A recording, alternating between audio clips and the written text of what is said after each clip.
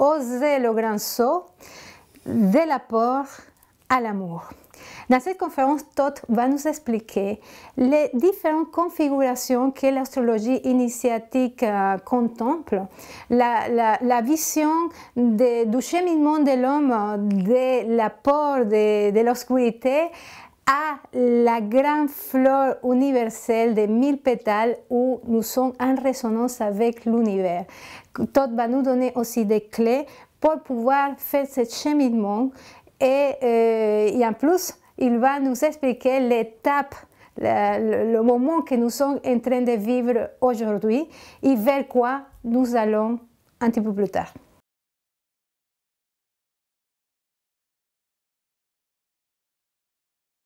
Bonjour Todd, bienvenue encore cette année au Sommet de la Conscience. L'année dernière, nous avons parlé d'astrologie initiatique, mais cette année, je te propose d'aller encore plus loin dans ces concepts. Qu'est-ce que profondément l'astrologie initiatique? Alors, l'astrologie initiatique, c'est l'astrologie pour l'ère du Verseau, déjà. C'est l'astrologie pour l'ère du Verseau, cette ère qui va durer 2160 ans. Donc, c'est vraiment une toute autre astrologie. C'est une rupture complètement avec celle de l'ère du Poisson, qui était depuis l'époque chrétienne. Alors là, il y a une rupture intégrale. Et le changement, il est vraiment dans le sens que maintenant, cette astrologie, elle va servir et aider les êtres à faire le voyage vers la réalisation. L'autre astrologie, elle était pour nous aider à bien vivre la vie et ça suffisait. Là, c'est vraiment le processus de réalisation, le processus d'évolution et donc le processus initiatique. Alors voilà, astrologie initiatique. Elle sert le processus initiatique. Alors ce processus initiatique, c'est quelque chose de complexe et de très long. Parce qu'il y a les petites initiations mineures, et puis après il y a les initiations majeures. Alors les initiations mineures, elles amènent de la vie de la personnalité à la vie de l'âme. Clac, clac, clac, clac, clac, petit à petit, la personnalité grandit, grandit, grandit, et un jour, elle fusionne avec l'âme. Nous avons tous ces initiations. Ah oui. Tout le monde, ah oui. Ceux qui sont dans la spiritualité et ceux qui n'en ont pas. Ouais, de toute façon, tout le monde passe un jour sur ce chemin initiatique, sans le savoir. Mais toute âme qui vient sur Terre, elle est sur un chemin initiatique. La Terre est une terre initiatique. Est un lieu pour grandir. On ne vient pas sur la terre pour rien, on vient pour grandir et en réalité, c'est des initiations. Est-ce que tu peux nous donner des exemples de ces initiations mineures? Initiations mineures. Les initiations mineures, elles s'occupent de la personnalité. Et comment la personnalité va grandir jusqu'à l'âme, jusqu'à fusionner avec l'âme. Et ça, c'est en fait un processus d'alignement du corps physique, émotionnel ou vital et mental, et que ces trois corps, un jour fusionnent avec l'âme. L'âme, c'est la conscience divine, mais pour la plupart des gens, elle est à l'arrière-plan. Elle n'est pas connectée. Elle est là, parce qu'il n'y a pas d'âme, on n'est pas un être humain. Bon, il y a bien cette âme, mais l'alignement n'est pas établi. Et ce processus d'alignement, d'harmonisation des corps, c'est ça les petites initiations jusqu'à la fusion totale avec l'âme. Et quelqu'un qui est vraiment fusionné avec l'âme, on dit que c'est un initié. Il est initié, ça y est, il est vraiment initié. Et par exemple, ça peut se rassembler à quoi ces initiations mineures? Est-ce que c'est, je ne sais pas, j'imagine que dans l'adolescence, les premiers amours et que les premières séparations, plus grand, ça peut être un burn-out, une séparation. Est-ce que c'est ça? Ouais.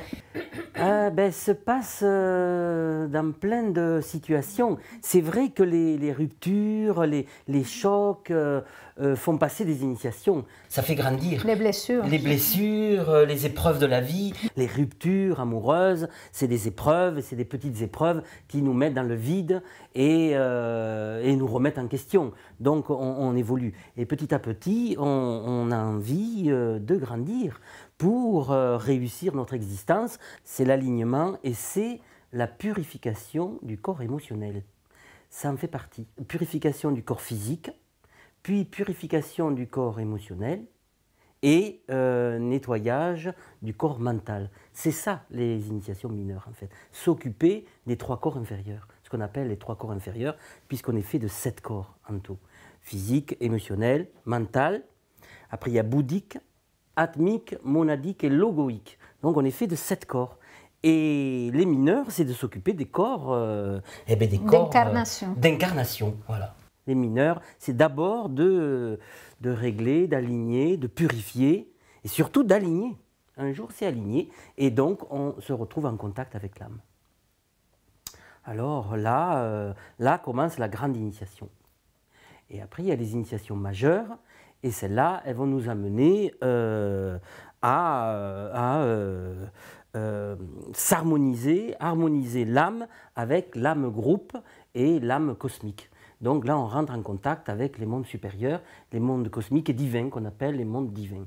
Donc on sort de l'humanité. Alors que la première phase, c'est d'arriver à l'humain véritable et réalisé. Mais après, dans la deuxième phase, on sort de la vie humaine et on rentre dans la vie divine, ce qu'on appelle la vie divine, la vie cosmique et la vie divine. Donc c'est un autre grand voyage. Voilà. Donc l'astrologie initiatique, elle s'occupe des deux quand même, elle ne s'occupe pas que de la partie d'en haut, chacun est là où il est. Et l'astrologie initiatique, elle prend la personne là où elle est, même si elle est au début de son évolution, dans le travail personnel, dans le travail émotionnel, eh ben, elle s'en occupe, elle s'occupe de toutes les personnes bien sûr. Mais elle va jusqu'à de très hautes réalisations. Voilà la spécificité de l'astrologie initiatique. Et surtout, j'aimerais parler un petit peu de la différence entre l'astrologie initiatique et de l'astrologie d'avant, l'astrologie classique ou karmique. Alors par exemple, les planètes, elles ne sont pas vues de la même façon.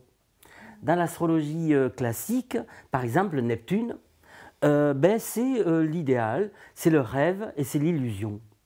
Mais du coup c'est très vaseux. Tu vois, très maya. Alors qu'en réalité, Neptune, dans l'astrologie initiatique, c'est la mère divine. Alors tu imagines la différence, c'est la mère divine. Donc c'est un objectif fondamental. C'est quelque chose, là où est Neptune dans le thème, c'est quelque chose de grandiose. Il faut rentrer en contact avec ce Neptune. Mais pour ceux qui n'ont pas préparé les petites initiations, bien sûr, Neptune est inaccessible. Bon. Et c'est pour ça que dans l'astrologie classique, on disait c'est de l'illusion, c'est du rêve. Bon, par exemple. Après, par exemple, Uranus. Dans l'astrologie classique, Uranus, c'est la foudre. C'est des événements qui arrivent comme ça, soudainement.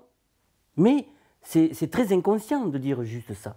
En vérité, Uranus, dans l'astrologie initiatique, c'est la fleur aux 1000 pétales dont notre individu n'est qu'un seul pétale.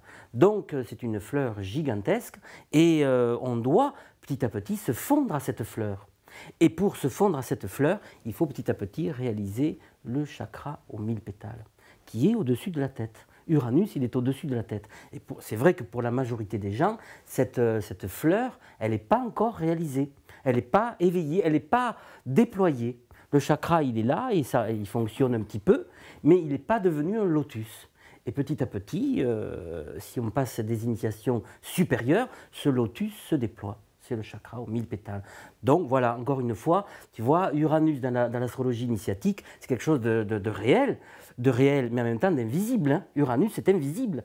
Il est invisible à l'œil nu et il est invisible dans sa réalité de ce qu'il est vraiment. Parce que c'est une planète éthérique. C'est notre corps éthérique, c'est notre corps de lumière. Alors, bon, au début, les gens ordinaires n'ont pas du tout réveillé ce lotus aux 1000 pétales. D'accord. Mais ça, c'est dans les initiations supérieures. Et puis, par exemple, quelle planète je peux te parler? Par exemple, Mercure. Mercure, dans l'astrologie classique, c'est la communication, l'intelligence, c'est le mental. Dans l'astrologie initiatique, ce Mercure, il arrive à ce qu'on appelle l'éveil. Être éveillé. C'est une différence. Ça. Ah ben ouais, tu rends compte. Voilà. Eh ouais, ça n'a plus rien à voir. Donc c'est une redéfinition de toutes les planètes. Et là, l'éveil. Alors l'éveil, les gens ils se demandent ce que c'est. C'est l'éveil à sa mission véritable. Qu'est-ce que c'est que d'être éveillé? Être éveillé au pourquoi on est venu sur la Terre. Donc, celui qui a trouvé sa mission, il est éveillé. Il est éveillé. Ça y est, il a sa place. Et il accomplit sa mission pour la venue du monde nouveau. Voilà ce que c'est que d'être éveillé. Il est dans sa mission. Voilà. Mais celui qui a un mental ordinaire et qui ne sait pas où il va, son mental, c'est du brouhaha. Il n'y a pas de direction. L'éveillé, il sait où il va. Il accomplit sa mission. Ok, et est-ce que l'idée la question qui me vient, c'est que est-ce que ça influence la vie d'une personne de se faire par exemple une carte, un thème, avec un astrologue qui va te dire que Mercure c'est la communication et que s'il est rétrograde, c'est que tu ne vas pas t'entendre avec les gens? Ou faire un thème où on voit Mercure comme la réalisation, etc. Ce n'est pas la réalisation, voilà. C'est l'éveil. L'éveil. Voilà. Donc, est-ce que ça influence la vie de la personne que son thème soit vu d'une façon ou d'une autre? Oui, tout à fait. Ça influence. C'est pas que ça influence, c'est que ça explique à la personne quel est le travail qu'elle a à accomplir sur chacune des planètes. Et là, par rapport à Mercure, eh bien, on peut voir en fonction de la situation, de la position de naissance, qu'est-ce qu'il faut travailler, comment y travailler dessus. Mais y travailler pour s'éveiller. Pas pour la vie ordinaire, pour arriver à cet éveil. Et cet éveil t'amène à ta véritable place dans le monde. Et c'est ça qui est important, être à sa place pour créer ce monde nouveau qu'on a tant besoin. Tu vois, là, tout le monde pense qu'on va sauver le monde avec l'écologie. Ok, l'écologie, c'est important, mais ça ne suffit plus. L'écologie, c'est arrivé dans les années 50, 60, 70. Maintenant, bien sûr, tout le monde en parle, ok, mais ça ne suffit pas. L'éveil, c'est s'éveiller à soi-même, s'éveiller à son âme, et le monde a besoin de ça. L'humanité a besoin que chacun s'éveille à sa véritable mission. C'est ça, et c'est ça que moi j'appelle le grand saut, justement. Mais bien sûr, c'est une crise écologique et de conscience avant d'être une crise écologique. C'est ça. Alors, donc j'insiste dans la question, c'est-à-dire qu'un astrologue peut quelque part te révéler en lisant ton thème avec cette vision de l'astrologie initiatique. Voilà. Si je comprends bien. C'est ça. Le but, c'est de se révéler, de révéler la personne, de révéler sa mission, de voir où sont placées ces planètes, et du coup, de voir, petit à petit, on trouve la mission. Alors, on ne la trouve pas d'un coup. Faire un thème initiatique, c'est pas dire tu dois faire ci, tu dois faire ça. C'est petit à petit. Apprendre à la personne comment elle va grandir, comment elle va s'aligner et comment petit à petit elle va pouvoir trouver sa vraie mission parce qu'elle est en contact avec son âme. Parce que qui connaît la mission? C'est l'âme. L'âme de chaque être connaît exactement la mission. Donc il y a un processus d'épanouissement de l'âme jusqu'à l'âme groupe. Tu vois. Alors là, le jour où il y a l'âme groupe, même, on dit que la personne, elle devient maître. Maître, elle est maître d'elle-même, elle est maître de sa vie. Elle devient maître. Voilà. Alors, je vais te poser la question par rapport à ça plus tard, mais avant, tu parlais des petites initiations et tu m'as dit que ça c'est plus ou moins les épreuves que la vie t'envoie et comment tu vas les vivre, si j'ai bien compris. Ouais. Mais tu n'as pas parlé de qu'est-ce que sont ces grandes initiations. Les grandes initiations. Ouais. Ça ressemble à quoi ces grandes initiations? Alors, les grandes initiations, les grandes initiations, par exemple, il y a des gens qui aident, il y a des initiateurs. Pour passer les grandes initiations, il y a des initiateurs. C'est là qu'il y a besoin du maître. Le maître, il fait faire le voyage de l'âme jusqu'au maître. Il n'y a pas besoin de maître tant que ce n'est pas le moment. Mais arrive un moment, pour passer ces grandes initiations, il faut le maître, bien sûr. Et ça, en Inde, tout le monde le sait. Tu vois, en Inde, ou au Tibet, ou au Népal, parce que là-bas, ils connaissent ce voyage vers le maître. Mais en Occident, ce n'était pas un objectif. Mais maintenant, il y en a besoin ici aussi, tu vois, de ce voyage. Et c'est ce qu'on appelle, en astrologie, le voyage de la croix fixe, en fait. Tu vois, c'est la croix fixe. Parce qu'il y a la croix cardinale qui nous amène de la personnalité à l'individualité, c'est déjà bien, c'est important, c'est fondamental. Et ça, en Occident, on le fait. Ok, mais d'aller de l'âme vers le maître, eh bien ça, on ne le fait pas, puisque ici, tout le monde pense que le maître, ça n'existe pas. Alors qu'en réalité, le maître, c'est la réalisation complète de l'être. Et une réalisation jusqu'à devenir la divinité que l'on est. Voilà. Donc c'est intégrer le monde divin. Ne pas s'arrêter au monde humain. Alors que dans l'Occident, comme si ça suffit. Devenir une grande, une belle personnalité, tu vois. Et bien non, maintenant, il faut fusionner les deux. La belle personnalité, ok, mais en plus, il faut que la divinité soit là. Alors là, c'est autre chose, quoi. Et là, c'est autre chose, c'est que à ce moment-là, on rentre en contact avec le grand plan divin, et du coup, la Terre sera sauvée. Tu vois, elle est sauvée si chacun trouve son lien avec le maître et le plan divin, ce qu'on appelle le plan divin. Ok.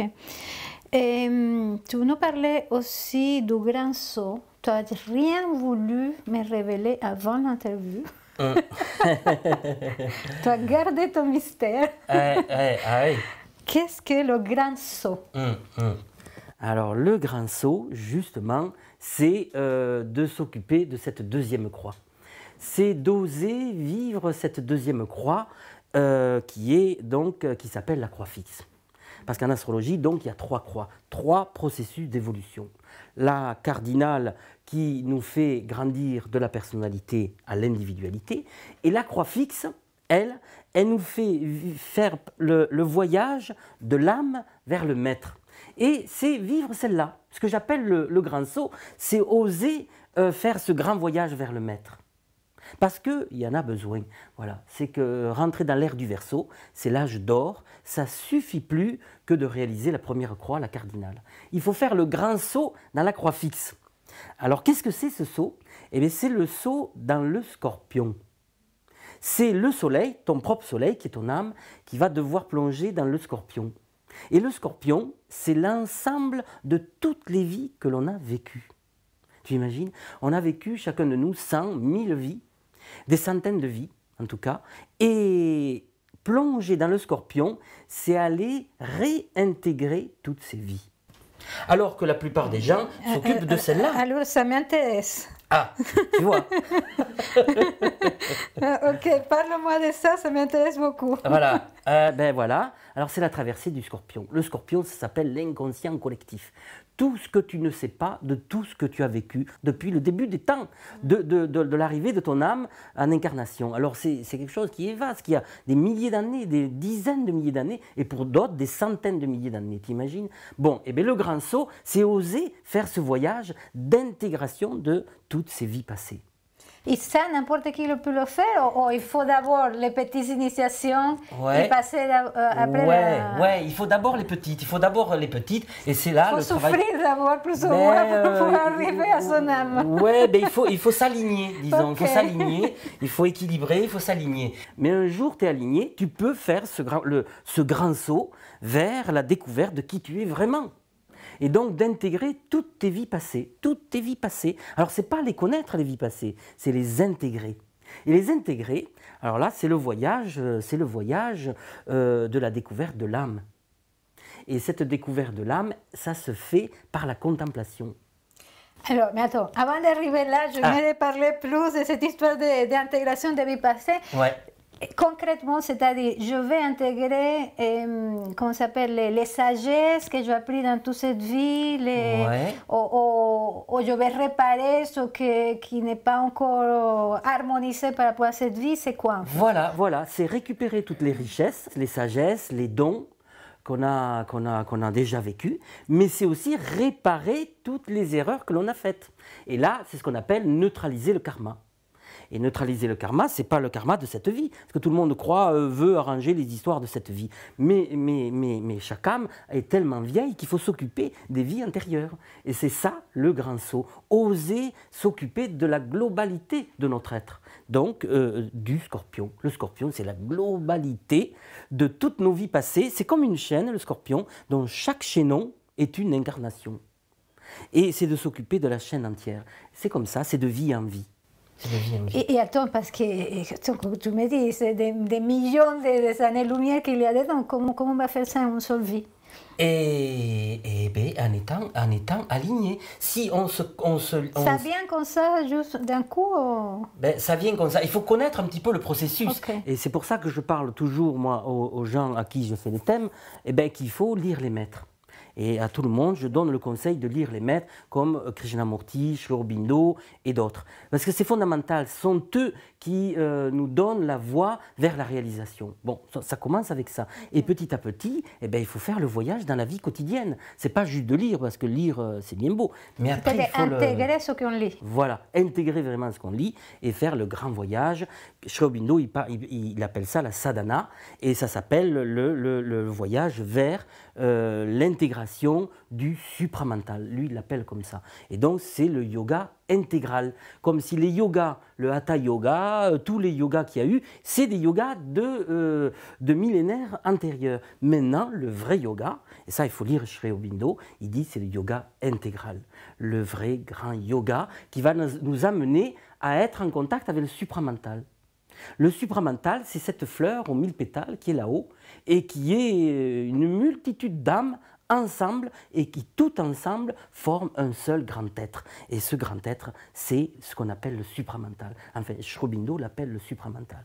L'homme nouveau dans l'ère nouvelle sera en contact avec le supramental et sera guidé par ces grandes énergies, ces grandes puissances, ce grand être cosmique. Voilà. Donc c'est un voyage jusqu'au supramental.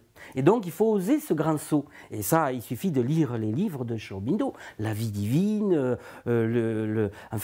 Savitri, enfin il y a plein de livres incroyables qui racontent la grande aventure. C'est un long voyage. Et c'est vrai que ça commence en lisant ces livres.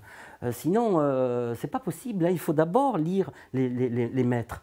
Et après, le vivre. Vraiment le vivre. Vouloir vraiment faire les pas, tu vois. C'est comme mettre une cohérence dans sa vie, mais quotidiennement, ça ressemble à quoi? Quotidiennement. Excuse-moi mes questions, aussi non. basiques que soient-elles, mais j'aimerais comprendre. Ouais. Quotidiennement, eh ben, c'est déjà observer qui on est.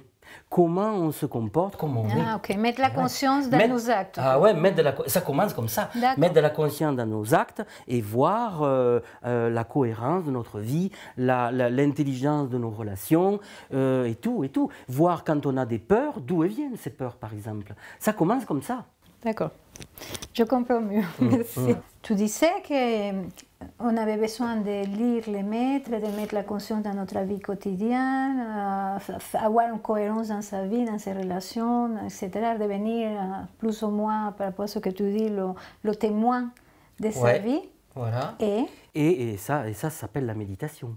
Ça s'appelle la méditation. La véritable méditation, c'est être présent à tout ce qu'on vit, être conscient de tout ce qu'on vit. Ce n'est pas simplement méditer le matin et le soir. La vraie méditation, c'est être conscient de tout ce qu'on vit du matin au soir.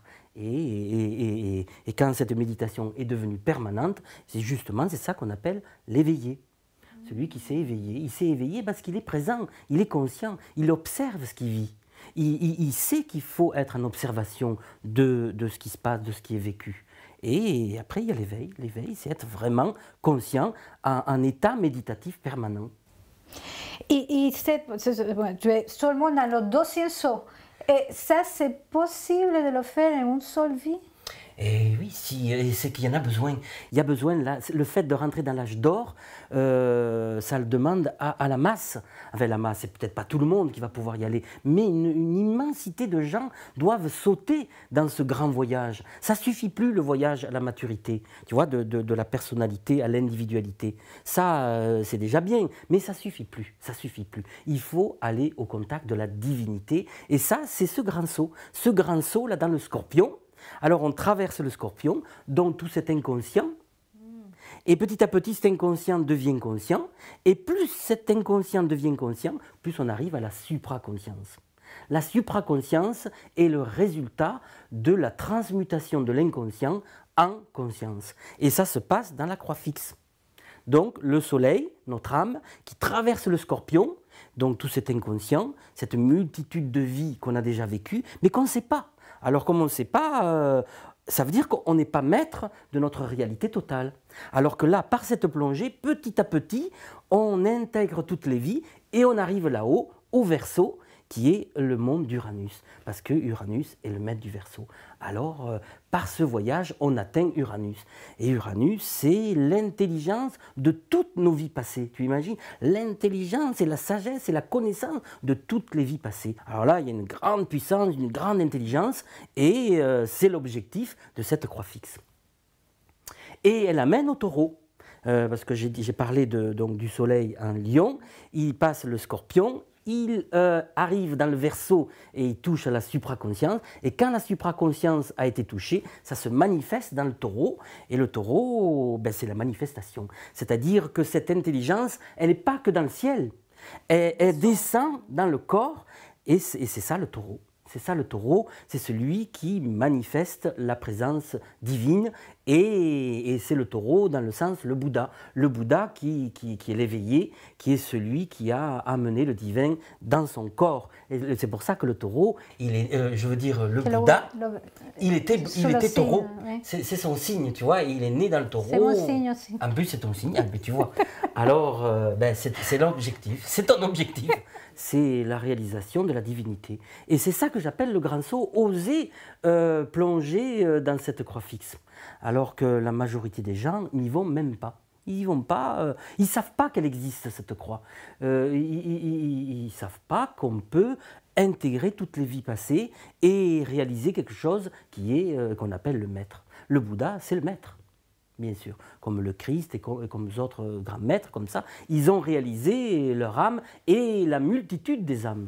Alors, voilà, c'est ce voyage, c'est ça le grand saut, oser plonger dans cette croix. Et cette croix, c'est aussi la croix de l'amour. Attention, ce n'est pas une croix juste de conscience ou d'intelligence, c'est aussi une croix de l'amour, c'est la croix de l'amour. Parce que le Taureau, c'est Vénus le maître. Et Vénus, c'est l'amour. Bon, donc dans cette croix, c'est l'amour qui va grandir. C'est notre amour qui va grandir, il grandit, jusqu'à ce que l'amour devienne immense, et ce qu'on appelle le cœur ouvert. L'éveil du cœur. L'éveil du cœur, et être tout amour. C'est ça, la croix fixe, devenir tout amour. Donc on a besoin de cet amour de chacun des êtres. Oui, parce que symboliquement, en fait, la croix, elle est comme ça. Et ouais, donc c'est le cœur ouvert. Ouais, elle est au centre de la croix, de la croix fixe. La croix fixe, elle est crucifiée dans le cœur, c'est le cœur. Et c'est le cœur qui doit grandir, clac, clac, clac, clac, clac, clac, clac, et ça grandit, jusqu'au cœur complet, le cœur ouvert, qu'on appelle la 4e grande initiation. Le cœur est complètement ouvert. Alors, et tu dis que le souci, si on peut dire, c'est que la plupart des gens ne connaissent pas ça.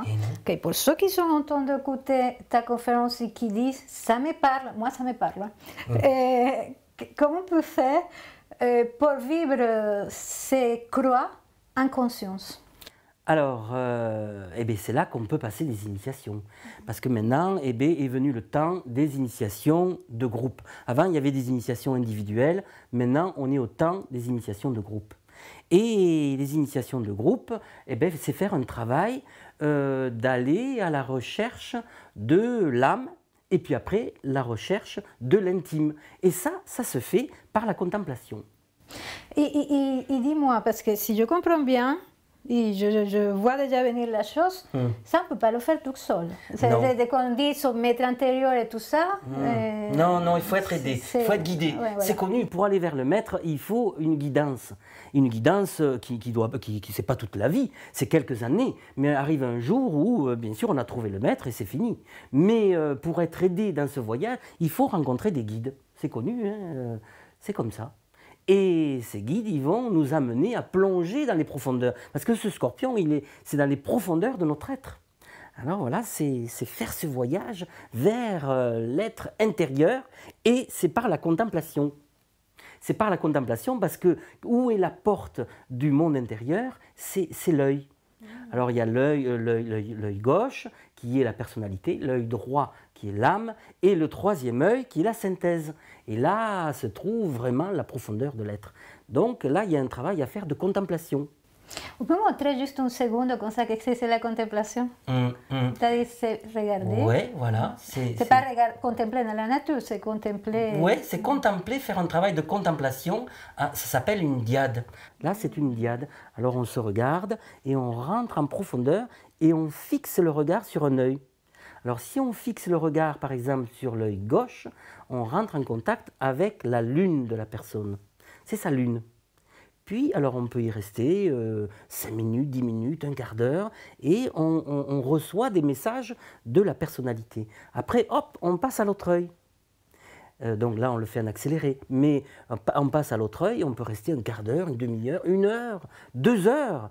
Et là, on regarde l'âme de la personne. Et ça se fait dans le silence. On regarde, on plonge, et l'âme devient de plus en plus présente. Elle se révèle, elle monte. La contemplation éveille la présence de l'âme. Bon, et puis après, on peut regarder le troisième œil. Et le troisième œil, c'est la synthèse des deux, et c'est là que se trouve le maître, c'est là que se trouve l'intime. Mais il faut faire cette contemplation longtemps, hein. Très longtemps. Et une initiation, c'est faire des contemplations comme ça, en faire beaucoup, en faire longtemps, jusqu'à ce que se révèle notre âme de plus en plus. Parce que l'âme, on ne peut pas aller la chercher tout seul. Elle est dans les profondeurs. Donc il faut qu'il y ait quelqu'un qui fasse, tu vois, avec l'autre, ça s'appelle le miroir de l'âme, ça s'appelle le miroir de l'âme. C'est une activation. C'est une activation. À travers l'œil. Exactement. Et c'est les portes... L'activation de l'âme. L'activation de l'âme. Alors bon, il faut un guide. Ça ne se fait pas tout seul, 2 à 2, 100 personnes. Ça ne marche pas. Sinon, c'est les personnalités qui se rencontrent et ça ne sert à rien. Bon, non, il faut un guide, il faut quelqu'un qui guide et qui amène les 2 personnes qui rentrent en contemplation à dépasser les personnalités, à dépasser les apparences, à dépasser les peurs, les émotions de la personnalité, jusqu'à trouver le silence de l'âme de l'autre. Et puis petit à petit, on rencontre même le maître. Et alors là, le maître, il se révèle. Pour avoir fait des initiations comme ça avec toi, je me rappelle que la première initiation, j'avais les yeux comme ça qui tremblaient, etc. Et qu'au bout de 3 jours, parce qu'on a fait des heures et des heures de contemplation avec toi et avec Emeraude qui est derrière la caméra, et il y a une espèce de silence intérieur, de puissance intérieure. Moi, j'aimais même me perdre dans les yeux de Mérode et dans les tiens. Il y a vraiment quelque chose de profond qui émerge en fait, puissant. C'est puissant, c'est puissant. Et c'est ce qu'on appelle le cœur de l'initiation, c'est la contemplation. C'est la contemplation, c'est un truc incroyable. Tout le monde parle de méditation, personne presque encore ne connaît la contemplation, qui est quelque chose qui est encore plus profond que la méditation. Parce que la méditation, tu le fais tout seul, avec toi-même, et l'objectif, c'est de rentrer en contact avec l'âme. La contemplation, elle rentre en contact avec l'âme, et de l'âme, elle va à l'intime. Et l'intime, c'est quelque chose de beaucoup plus profond. Et si on n'est pas guidé par le maître, on ne peut pas y aller. Et est-ce qu'on peut faire cette contemplation et se regarder dans les yeux sur un miroir, par exemple? On peut. Soi-même. On peut. Pas dépendant de quelqu'un. Oui, on peut un petit peu le faire, mais c'est pas conseillé de le faire trop parce que c'est un exercice trop puissant et c'est bon qu'il y ait un guide. C'est comme le travail sur la Kundalini, on le sait, il faut qu'il y ait un guide. Ouais. Il faut pas jouer avec le feu. C'est du feu. Donc il faut des guides qui savent où t'accompagner dans ce processus initiatique. Voilà. Donc l'initiation, c'est la contemplation. La contemplation est un des rituels fondamentaux. Et l'autre rituel, c'est le cercle sacré. J'en ai peut-être déjà parlé un petit peu, mais je peux peut-être en reparler un petit peu Pour plus. Ceux qui n'ont pas entendu cette conférence. Ceux qui n'ont pas entendu ce que c'est, c'est donc de se retrouver dans un petit groupe de 10-12 personnes et de créer un cercle où chaque personne représente un pétale de la fleur. Alors, il y a une magie qui s'opère petit à petit. La personnalité, notre propre personnalité se fond dans l'âme et l'âme se fond dans le cercle. Et du coup, le cercle devient la fleur. À l'image de la fleur. À l'image de la fleur qui est au-dessus. Et cette fleur, elle se déploie pendant le cercle sacré. Ça s'appelle le cercle sacré. Parce que c'est un cercle où on abandonne la personnalité, on abandonne l'âme et on offre son âme au groupe. Et ça s'appelle une âme groupe. Et c'est là qu'on rencontre Uranus. On rencontre Uranus, le maître. Le maître, c'est pas nous le maître, c'est jamais nous. C'est moi en unité avec les autres, en état d'amour et d'osmose avec les autres. Et c'est pour ça que je disais que c'est une évolution d'amour. C'est le cœur qui doit s'ouvrir, c'est le cœur qui doit devenir un avec le cœur de chacun. Et donc, dans ces initiations, c'est ce cercle sacré qui nous fait vivre petit à petit cette unité de conscience de groupe. C'est un acte d'amour transcendantal. C'est l'unité du groupe. Et là se trouve un silence incommensurable. Un silence qui nous tombe dessus. Et le mental s'arrête. Ça commence comme ça. Le mental, il s'arrête. Et petit à petit, tout le cercle se retrouve dans le silence. Alors que beaucoup essaient de méditer pour accueillir ce silence, mais si tu n'as pas les clés pour recevoir le silence, ce silence, tu ne l'as jamais. Et quelles sont ces clés? Ah, mais les clés, c'est celui qui les a reçues et qui a donc passé des initiations. Par exemple, voilà. Parce que j'imagine que tu les as reçues. Voilà, c'est qu'il faut les recevoir. Et donc, qu'est-ce qui donne les clés? C'est, j'en ai déjà parlé, l'illumination, si on vit l'illumination ou si on vit le samadhi. Alors, la plus grande clé, elle est donnée dans le samadhi, ce qu'on appelle le samadhi. Le samadhi ou le satori, qui est la fin de l'ego. La fin de l'ego complet, terminé. Il n'y a plus d'ego. Il n'y a plus d'ego. Tu sais que tu n'es pas toi-même. Tu es l'humanité dans son ensemble. Chaque être est une partie de toi-même. Nous sommes tous connectés. On est tous connectés, mais plus que connectés, on est un seul être. On est un seul être. L'autre n'est pas un étranger. L'autre, c'est une partie de soi. Voilà ce que c'est le satori ou le samadhi. C'est que tu prends conscience que les autres, c'est toi-même.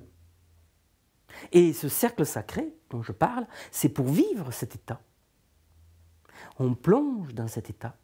Et c'est quelque chose de complètement naturel. C'est ça qui est incroyable. Il n'y a rien de plus naturel que le silence mental.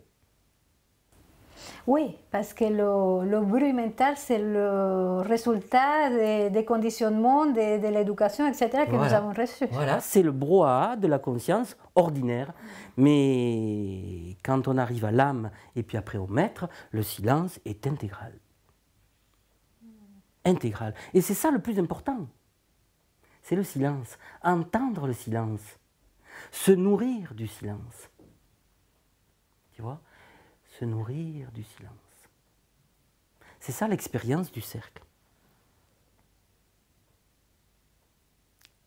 Et il y a un alignement qui s'établit petit à petit, et de cercle en cercle, de jour en jour, c'est comme si la coupe de Neptune, parce qu'il y a la coupe de Neptune qui se place quand on fait ce cercle sacré, Neptune qui est une coupe comme ça, et cette coupe devient réelle, on la sent, on la vit, et la coupe se met en place et on reçoit.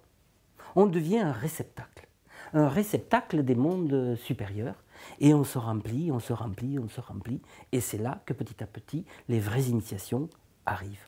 L'initiation, ce n'est pas une accumulation de connaissances ou de savoir, c'est se remplir de silence. C'est se vider quelque part. C'est ça, c'est se vider, c'est se vider. Une autre façon de le dire, c'est se vider. C'est se vider du mental pour se remplir de la conscience cosmique. Alors, ce n'est pas se vider pour être rien, c'est se vider pour être plein. Plein de tout et de toute connaissance. De toute connaissance, de toute présence.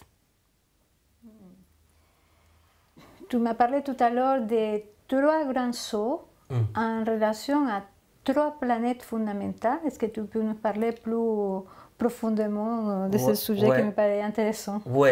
Alors, le premier saut, c'est la traversée de Pluton. Et c'est la traversée donc des grandes peurs. C'est le fameux carré à Pluton. Et ouais, c'est le fameux carré. C'est un des plus grosses et horribles initiations. Ah, c'est le carré à Pluton qui est le carré un des plus costauds de l'astrologie et qui est de traverser nos ombres. Et c'est ça la plongée dans le Scorpion aussi.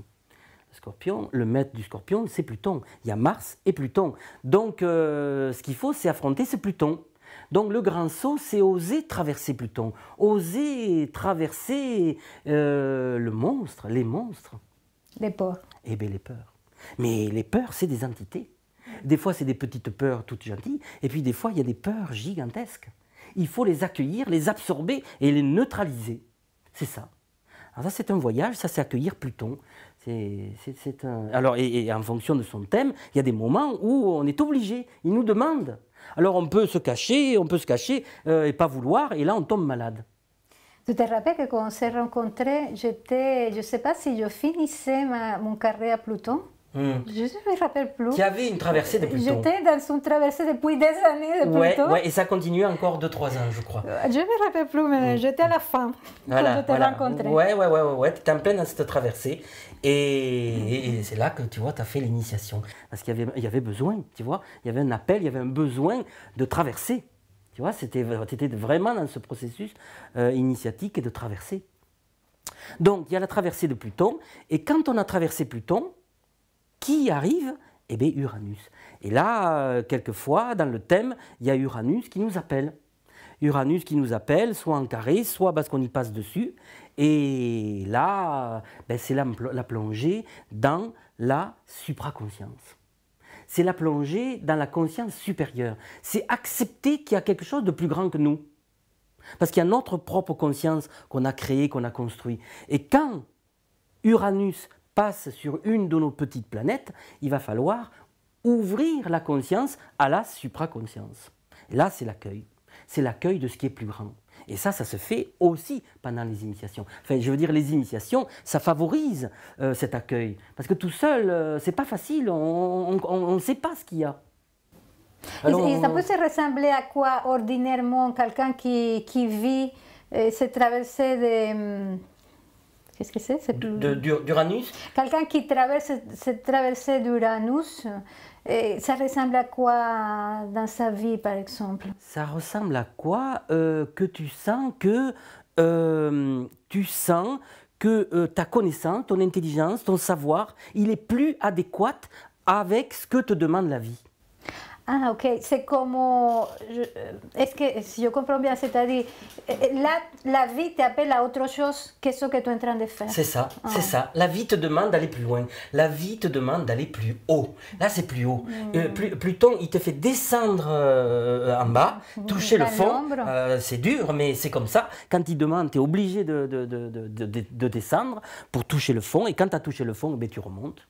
Bon, ça, c'est les traversées de Pluton. Mais Uranus, c'est monter. Et monter, mais alors les gens ils disent monter où? Monter. Eh bien c'est là qu'il faut être aidé. Il faut être aidé aussi. Et il faut s'élever et accueillir ce qui est au-dessus. Et nécessairement c'est au-dessus des chakras. Et c'est ça quand les gens, par exemple, vont changer de travail, vont s'intéresser à des choses qu'ils ne savaient pas intéresser avant, la spiritualité, tout ça, etc. Ouais. Et ils sentent que le travail dans lequel ils sont, ça ne leur correspond plus. Alors, et c'est là qu'il faut faire le saut vers la découverte de quelque chose qui est plus grand que notre vie qu'on avait jusqu'à présent, et d'accueillir ce qui est plus grand. Et alors, le plus grand va te donner les indications de ce que tu vas faire après. Naturellement, ce plus grand, c'est ce que tu as besoin. Parce que cette fleur aux 1000 pétales, c'est une grande intelligence, et cette intelligence, si tu sais rentrer en contact avec elle, elle te dit qu'est-ce que tu as à faire dans le monde. Elle te dit et elle te donne ta place petit à petit. Et quand tu as ta place, tu le sais. C'est comme si tu te mettais au service de la vie. Ah, ben c'est se mettre au service de la vie. Alors que dans le monde ancien, on faisait que travailler pour survivre. Dans le monde nouveau, on se met au service de la vie pour le service de l'humanité. Et donc, c'est ça qui est fondamental, c'est vraiment de servir. Ok, ça c'est le deuxième aspect. Et le troisième? Le troisième, c'est de rentrer en contact avec Neptune. La troisième planète transcendantale. Et là, Neptune, c'est la mère divine.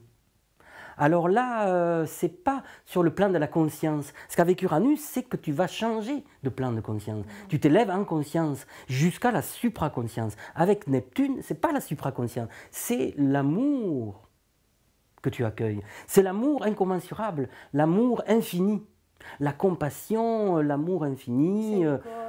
Alors là, c'est la mère divine. C'est la mère divine. C'est que la mère divine, elle existe. Elle existe, elle existe. Elle est tout l'univers. C'est une entité gigantesque, la mère divine, que les Indiens connaissent parfaitement. Ici, la mère divine, on n'entend pas parler, puisque dans la religion chrétienne, il y a la Vierge, d'accord, mais c'est le Père, le Fils et le Saint-Esprit. La Trinité. Où elle est la mère? Ah non, la mère, elle n'y est pas. Tu vois, ouais. Elle n'y est pas. Alors que chez les Indiens, la mère divine, c'est le plus important de tout.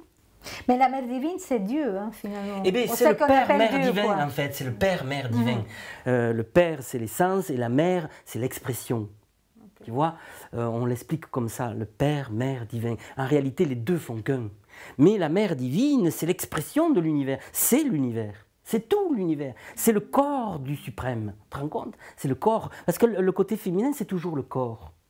Alors là, c'est le corps du suprême, la mère divine. T'imagines? Donc toutes les étoiles, toutes les planètes, tout l'ensemble de tout l'univers, c'est la mère divine. Et bien cette mère divine, par moment, et bien, quand elle te touche dans ton thème, elle t'appelle. Elle veut t'offrir sa grandeur.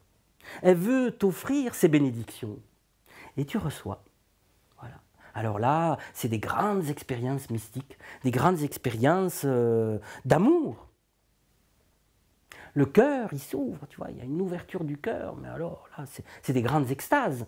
Et bon, il y a des femmes qui ont représenté ça, comme Anandamoyi, par exemple. Anandamoyi, alors elle, c'était une mère divine incommensurable, tu vois.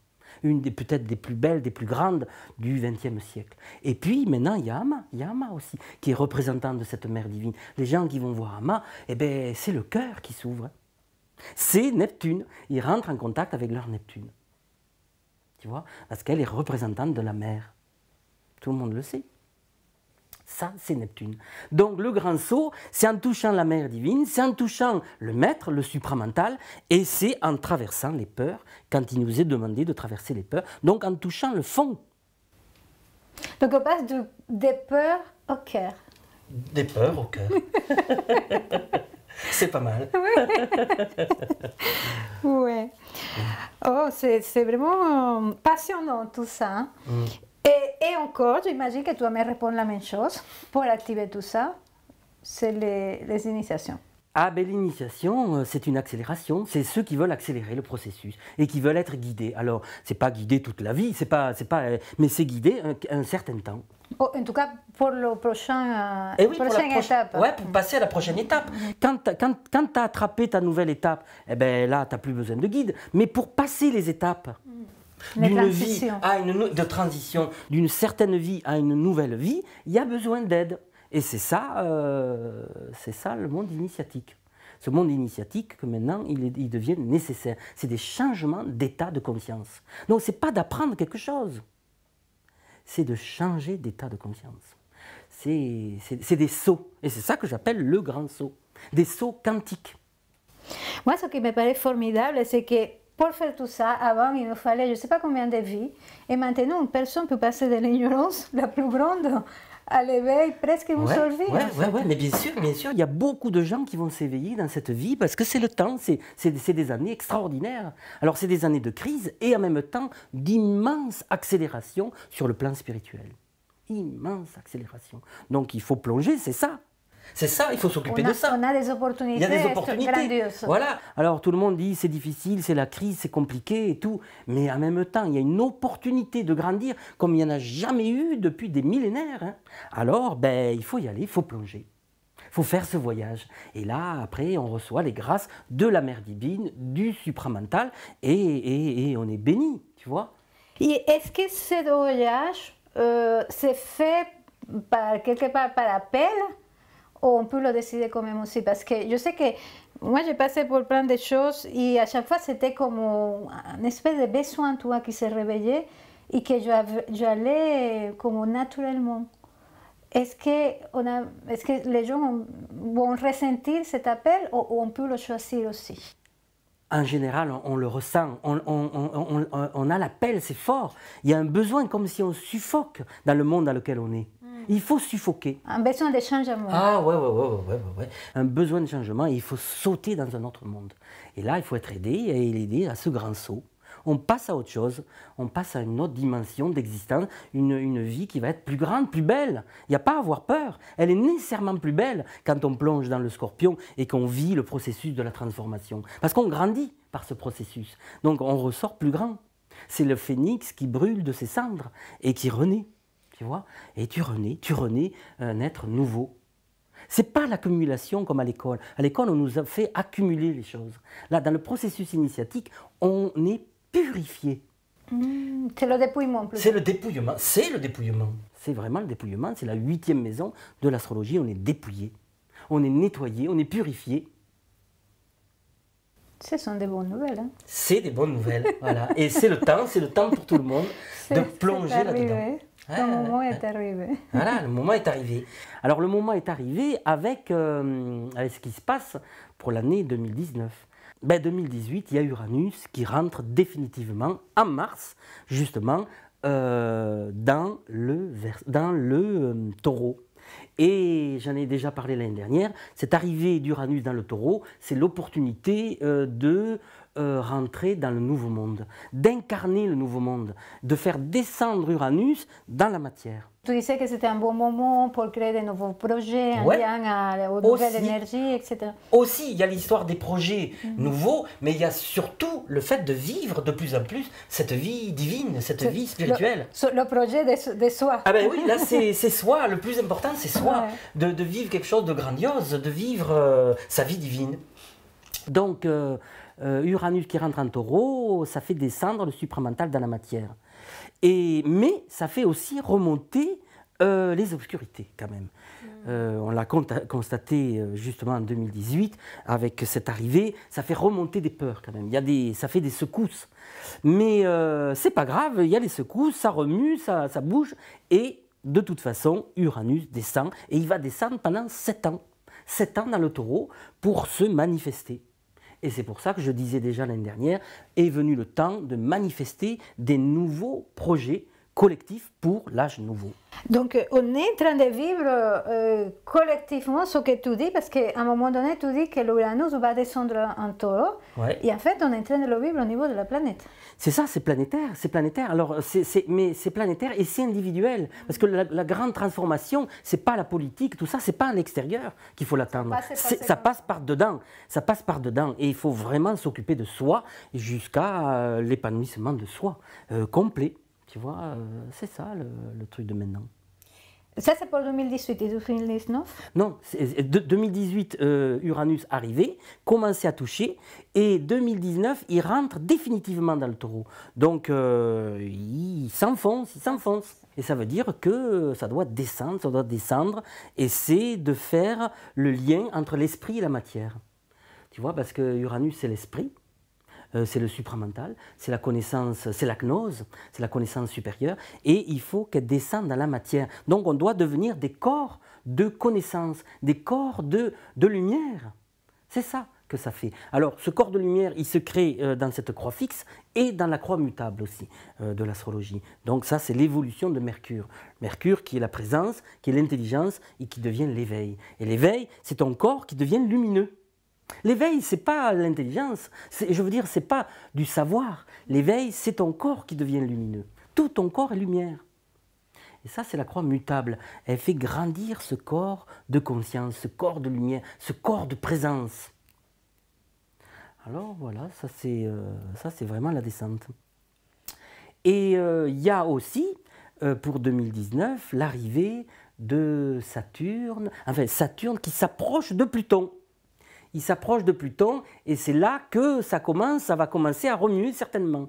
Et en 2020 et 2021, Saturne passe sur Pluton.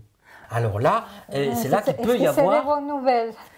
Et c'est là qu'il peut y avoir des effondrements du vieux monde. Donc, c'est des bonnes nouvelles. On parle beaucoup en ce moment, tu sais, il y a beaucoup de conférences du sommet de la conscience qui les gens parlent de ça. Il y a ce fameux livre, Comment tout peut s'effondrer, etc.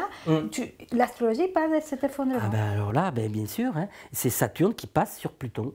Et si les gens en parlent, c'est qu'ils le pressentent. Parce qu'avec de l'intuition, sans connaître l'astrologie, on peut pressentir que cet effondrement va arriver. Et cet effondrement, c'est l'effondrement du vieux monde. Donc il ne faut pas avoir peur. Oui. C'est le système. Et un système va s'effondrer et un nouveau monde va émerger. Qu'il était temps d'ailleurs. Hein, eh bien, il est temps. Et il émerge par Uranus en taureau, justement.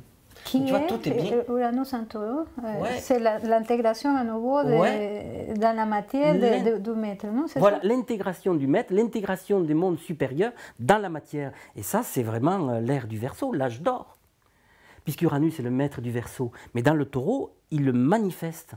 Le Verseau, il ne reste pas dans l'air, il se manifeste. C'est ça l'âge d'or, la manifestation du supramental sur la Terre. Et il y a un livre de Sri Aurobindo qui est exactement ça, la manifestation du supramental sur la Terre. Et il l'a écrit dans les années 30, 40. Et oui, mais lui, il a vu le futur de l'humanité sur plusieurs centaines d'années. D'accord. Et c'est maintenant qu'on le vit. Ok, donc tu dis que 2020-2021, il y a vraiment un chamboulement. C'est l'opportunité, en tout cas, c'est l'opportunité d'un effondrement et d'un renouvellement extraordinaire. Alors là, c'est là qu'il faut des initiatives pour que ça se passe bien. Si on regarde l'effondrement dans la peur et tout, alors là, c'est la catastrophe. Non, ça s'effondre, donc on crée.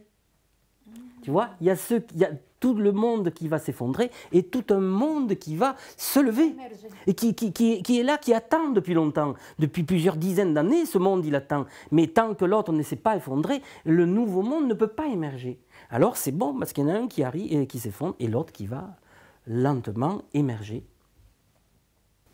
Et j'aimerais que, tu sais, au début, quand j'ai entendu ça, ça m'a fait un petit peu peur, mais après... Après, j'ai vu que c'est vraiment quelque chose qui peut être très positif. Est-ce que tu peux dire quelque chose pour que les gens puissent se sentir rassurés par rapport à cette transition? Et ouais, ben de comprendre que l'effondrement, c'est l'effondrement de ce qui est inutile. L'effondrement de ce qui est ancien, l'effondrement de ce qui est cristallisé. Donc il n'y a pas à avoir peur. C'est de lâcher Saturne, en fait. Ça, c'est Saturne hein, qui va passer sur Pluton. Et Saturne, c'est la cristallisation.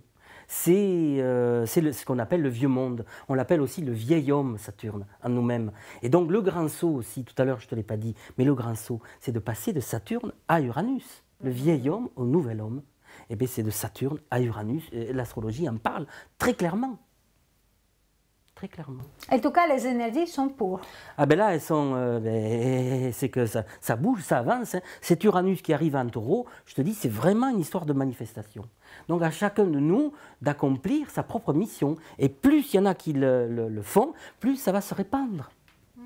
De là, tout l'intérêt de faire ce chemin intérieur de la peur au cœur, pour pouvoir accompagner tous ces changements. Voilà. La peur, il faut la nettoyer. Ça, c'est le premier des travaux spirituels. Spirituel, même dans le travail personnel, il faut nettoyer la peur. Travail personnel, travail spirituel, il faut nettoyer d'abord la peur. Et elle se nettoie. Quand la peur n'est plus là, ben, c'est le cœur qui s'ouvre. Pourquoi? Si tu n'as plus peur, tu es amour. C'est naturel. De la peur à l'amour. Est-ce que tu veux donner un dernier message aux gens qui nous entendent? Ben, le message, c'est de maintenant faire ce grand saut. C'est le temps du grand saut. Oser le grand saut. Oser le grand saut, oui. Oser le grand saut, c'est maintenant. Voilà. C'est ce que je dirais le plus important. Il faut y aller, quoi. Il ne faut plus attendre. Il n'y a plus de temps à perdre. Et en plus, les énergies, j'ai l'impression, sont avec nous. Hein. Mais oui, on est soutenus. Je suis persuadé que les autres personnes du sommet vont parler sous une autre façon, mais de cet élan vers le nouveau monde. C'est évident. Est venu le temps de ça. Hein.